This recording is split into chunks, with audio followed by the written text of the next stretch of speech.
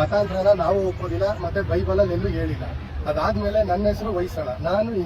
ನಾನು ಸುಮಾರು ಒಂದು 25-30 ವರ್ಷದ ಹಿಂದೆ ಕ್ರೈಸ್ತ ಬೋಧನೆಗಳನ್ನ, ಯೇಸು ಸ್ವಾಮಿಯ ತತ್ವ ಬೋಧನೆಗಳನ್ನ ನಾನು ನಂಬಿದೆ. ಅದನ್ನ ನಾನು ನನ್ನ ಲೈಫಲ್ಲಿ ಅಡಾಪ್ಟ್ ಮಾಡ್ಕೊಂಡೆ. ನಾನು ಅದರ ಪ್ರಕಾರವಾಗಿ ನಾನು ಜೀವಿಸ್ಕೊಂಡು ಬರ್ತಾ ಇದ್ದೀನಿ. ಇದು ಭಾರತ ಸಂವಿಧಾನದ ಪ್ರಕಾರ ಡಾಕ್ಟರ್ BR ಅಂಬೇಡ್ಕರ್ ಅವರು ನಮಗೆ ಸಂವಿಧಾನ ಕೊಟ್ಟಿರೋ ಪ್ರಕಾರ ಧಾರ್ಮಿಕ ಹಕ್ಕು ನಂದು. ಅದು ನನ್ನ ಇಷ್ಟ. ನಾನು ಯಾವ ಧರ್ಮ ಬೇಕಾದ್ರೂ ಸ್ವೀಕಾರ ಮಾಡಬಲ್ಲೆ, ಯಾವ್ದ್ರಲ್ಲಿ ಬೇಕಾದ್ರೂ ಸಾಯ್ಬಲ್ಲೆ. ನನ್ನ ಸ್ವಾತಂತ್ರ್ಯ ಹಕ್ಕಿನ ಮೇಲೆ ದಬ್ಬಾಳಿಕೆ ಮಾಡೋದಕ್ಕೆ ಇನ್ನೊಬ್ರಿಗೆ ಯಾವುದೇ ರೀತಿಯಾದಂತ ರೈಟ್ಸ್ ಇಲ್ಲ. ಅವ್ರ ಇದ್ರ ಮೇಲೆ ಹಕ್ಕು ದಬ್ಬಾಳಿಕೆ ಮಾಡೋದಕ್ಕೆ ಯಾವುದೇ ಅಧಿಕಾರನೂ ಇಲ್ಲ. ಅಧಿಕಾರ ಮಾಡೋದಕ್ಕೆ ಬಂದ್ರೆ ನಾವು ಸುಮ್ಮನೆ ಬಿಡೋದು ಇಲ್ಲ. ಇದು ನನ್ನ ಇಷ್ಟ. ಆಮೇಲೆ ನಮ್ಮ ಚರ್ಚ್ ವಿಷಯದಲ್ಲಿ ಹೇಳ್ಬೇಕಂತಂದ್ರೆ, ಚರ್ಚ್ ಅಂದ್ರೆ ಗುಡಿ ಗೋಪುರ ದೊಡ್ಡದಾಗಿ ಮಂಟಪ ಅಲ್ಲ.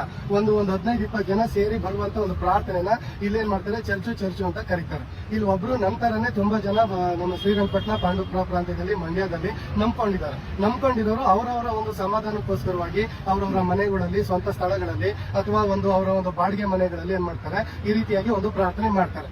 ಈ ಪ್ರಾರ್ಥನೆಗೆ ತುಂಬಾ ಜನ ಬರ್ತಾರೆ, ಎಲ್ಲರೂ ಬರ್ತಾರೆ. ಕೆಲವರು ರೋಗವಾಸಿ ಆಗ್ಬೇಕಂತ ಬರ್ತಾರೆ, ಕೆಲವರು ಕಷ್ಟ, ಕೆಲವರು ಸಮಾಧಾನ ಇಲ್ಲ, ಕೆಲವರು ಬೇರೆ ಏನೋ ಸಾಲ, ಬೇರೆ ತೊಂದರೆಯಿಂದ ಬರ್ತಾರೆ. ಬಂದವ್ರೆಲ್ಲರೂ ಮತಾಂತರ ಆಗ್ಬಿಟ್ಟಿಲ್ಲ. ಈಗ ನಮ್ದು ಚನ್ನಗಿರಿ ಕೊಪ್ಪಲ್ನಲ್ಲಿ ನಮ್ದು ಒಂದು ಸಭೆ ಇದೆ. ಚನ್ನಗಿರಿ ಕೊಪ್ಪಲ್ ಸಭೆಗೆ ಎಲ್ಲರೂ ತುಂಬಾ ಜನ ಬಂದಿದ್ದಾರೆ. ನಮ್ಮೂರ್ನವ್ರು ಬಂದಿದ್ದಾರೆ, ಹುಷಾರಿಲ್ಲ ಅಂತ ಅಂದಾಗ ಬೇರೆಯವರೆಲ್ಲ ಬಂದಿದ್ದಾರೆ. ರಾಜಕೀಯ ನಾಯಕರುಗಳು ಬಂದಿದ್ದಾರೆ, ದೊಡ್ಡ ವ್ಯಕ್ತಿಗಳು ಬಂದಿದ್ದಾರೆ. ಎಲ್ಲರೂ ಬಂದೋದವರೆಲ್ಲ ಮತಾಂತರ ಆಗ್ಬಿಡ್ಲಿಲ್ಲ. ನಾವೆಲ್ಲರೂ ಮತಾಂತರ ಮಾಡ್ಕೊಳ್ಳೂ ಇಲ್ಲ. ಮತಾಂತರ ಮಾಡಿ ಅಂತ ಯೇಸು ಬೈಬಲಲ್ಲಿ ಎಲ್ಲೂ ಹೇಳುವಿಲ್ಲ. ಅದರಿಂದ ನಾವು ಮತಾಂತರ ಮಾಡೋದಿಲ್ಲ. ಆಮೇಲೆ ನಾವು ಯಾವುದೇ ಆಮಿಷಗಳನ್ನ ನಾವು ಒಡ್ಡುದಿಲ್ಲ. ಆ ತರ ಇದ್ರೆ ಇಲ್ಲಿ ತನಕ ನೀವು ವರ್ಷಾನ್ಗಟ್ಲೆ ನೀವು ಹೇಳ್ತಾ ಬಂದಿದ್ದೀರಾ, ಆಮಿಷ ಹುಡ್ತಾರೆ. ಯಾವ್ದಾದ್ರು ಇದ್ರೆ ಪ್ರೂವ್ ಮಾಡಿ, ತಗೊಂಡೋಗಿ ಪೊಲೀಸ್ ಸ್ಟೇಷನ್ ಕೊಡಿ. ನಾವು ಅದಕ್ಕೆ ಸಪೋರ್ಟ್ ಮಾಡ್ತೀವಿ. ಆಮಿಷ ಮಾಡೋದು ತಪ್ಪು ಅಂತೇಳಿ ನಾವು ಸಪೋರ್ಟ್ ಮಾಡ್ತೀವಿ. ಅದು ಬಿಟ್ಬಿಟ್ಟು ಇಲ್ಲದೆ ಇರೋದೆಲ್ಲ ಸುಮ್ನೆ ಸುಳ್ಳು ದೂರುಗಳನ್ನ ಹೇಳೋದು, ಆಮೇಲೆ ವಿಷಯಗಳೇ ಗೊತ್ತಿಲ್ಲದೇನೆ ಏನೇನೋ ಮಾತಾಡೋದು, ನಾಗರಿಕ ಜನರ ಮನಸ್ಸುಗಳನ್ನ ಕೆಡ್ಸೋದು, ಈ ತರದವನ್ನ ದಯವಿಟ್ಟು ಮಾಡೋದಕ್ಕೆ ಹೋಗ್ಬೇಡಿ. ಈಗಾಗಲೇ ನಮ್ಮ ಮಂಡ್ಯ ಸಮಾಧಾನವಾಗಿರುವಂತ ಒಂದು ಸ್ಥಳ. ನಾವೆಲ್ಲರೂ ಪ್ರತಿಯೊಬ್ಬ ಮನುಷ್ಯನು ಸಮಾಧಾನ ಬಯಸ್ತಾನೆ. ಪ್ರತಿಯೊಬ್ಬರಿಗೂ ಒಂದೊಂದರಲ್ಲಿ ಸಮಾಧಾನ ಸಿಗ್ತದೆ.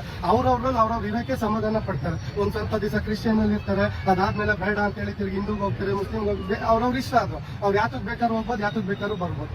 ನಾವು ಯಾವ್ದೇ ವಿಷಯಕ್ಕೂ, ನಾವು ಯಾವ್ದೇ ಕಾರಣಕ್ಕೂ ನಾವು ದಮಯ ದತ್ತಯ್ಯ ಬರ್ರಪ್ಪ ಅಂತ ಹೇಳಿ ನಾವ್ ಯಾರನ್ನೂ ಕರೆದಿಲ್ಲ. ನಾವ್ ಯಾರನ್ನೂ ಕರೆಯುವಂತ ನಮ್ಮ ಪ್ರಮೇಯನೂ ಇಲ್ಲ ನಮ್ಗೆ.